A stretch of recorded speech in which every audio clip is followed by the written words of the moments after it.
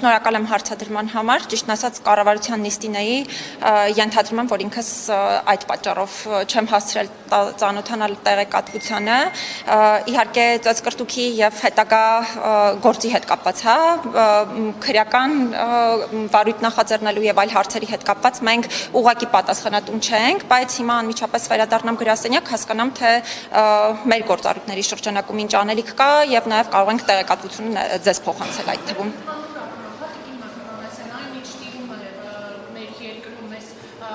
Ատելության մթնոլորտը ընդհանրապես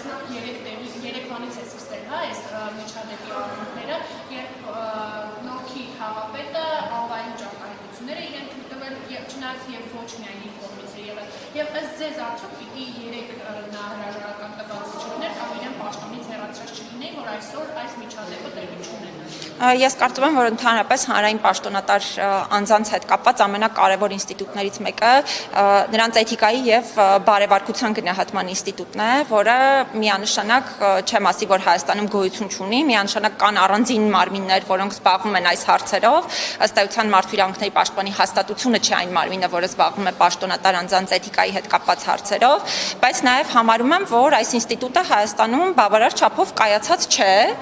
եւ հատկապես այն պաշտոնատար անձանց հետ կապված, որոնց առնչությամբ չկան պատշաճ էթիկայի գնահատման ինստիտուտներ, դրանք պետք է կատարելագործվեն, բայց նաեւ կարծում եմ, որ յուրաքանչյուր նման դեպքով, այո, պետք է էթիկայի հարցը գնահատման առարկա դառնա։ Հիմա տեսեք, որ բառարանային բացատրություն եք տալիս երևույթների հանրությանը հետաքրքիր է, ինքը այս երկրում պաշտպանված է, թե պաշտպանված չի։ Հիմա ես բերեմ օրինակ ազգային ժողովում, տեսախցիկների առաջ ԿՊԱ-կան պատգամավորը սեռական բնույթի հայոյանքներ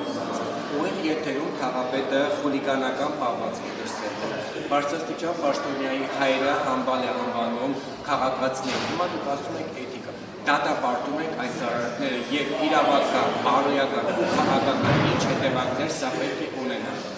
Փայլակ ջան, չգիտեմ, ինչքանով էր գնահատականը բարերանային լինելու կամ չլինելու հետ կապված եւս այս համատեքստին համապատասխան, որովհետեւ ես ի սկզբանե նշեցի, որ ինձ հարց եք տալիս, որը իմ լիազորություններին ամբողջությամբ վերաբերելի չէ եւ վերաբերելի է էթիկայով զբաղվող կամ էթիկայի գնահատմամբ զբաղվող մարմինների լիազորություններին, բայց եթե հետ վերադառնանք ընդհանուր իրավիճակին, բնականաբար ես ոչ մեկ անգամ եմ արձանագրել, հիմա էլ կարող եմ արձանագրել, որ կան ինչպես քաղաքական մեծամասնության, այնպես էլ քաղաքական ընդդիմության համատեքստում գործիչներ, ովքեր ոչ թե պարզապես խոսույթի տեսանկյունից, այլ ընդհանուր գործունեության տեսանկյունից միանշանակ, այո, եւ ես հատուկ եմ շեշտադրում ոչ միայն քաղաքական ընդդիմության, նաեւ քաղաքական մեծամասնության մասին։ Պաշտպանված չեն, քաղաքացին դնում է հանրային քննարկման, իրեն հետև դաշան ծեծում են։ Հիմա դուք ասեք, Հայաստանի Հանրապետության բարդ կլինի, դուխով կլինի,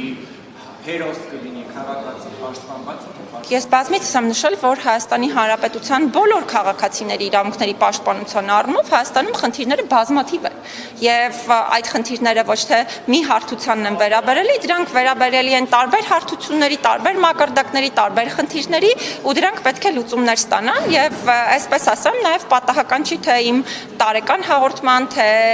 վատ վերաբերմունքի ու խոշտանգումների կանխարգելման ազգային մեխանիզմի տարեկան զեկույցներում, նաեւ բարբերաբար հրապարակվող այլ զեկույցներում ու հայտարարություններում իմ այն դիտարկումը, որ այո, չափազանց շատ են իրավունքների պաշտպանության բնագավառում խնդիրները եւ դրանք պետք է լուծումներ ստանան։ Շատ ավելի մանրամասն այդ բոլոր խնդիրներին անդրադարձ մշտապես կատարել եմ։ Նորքի քաղաքապետը լավ է արել, վատ է արել, ասեք, դատապարտում եք, այդ բառը ասեք։ Փայլակ ջան, ես արդեն հարցին պատասխանեցի, որ ես ըստ էության չեմ հասցրել այդ միջադեպի վերաբերյալ տեղեկատվությանը, չէ, կարիք չկա ցույց տալ, ես նաև խոստացա, որ հենց անմիջապես կվերադառնամ գրասենյակ ուսումնասիրենք եւ բնականաբար ձեզ հետ կապի մեջ կլինենք, կարծում եմ իմ եւ մեր հաստատության հետ կապի առումով պետք է որ խնդիր չլինի, վստահաբար մենք անմիջապես նաև կփոխանցենք տեղեկատվություն մեր անելիքի հետ կապված։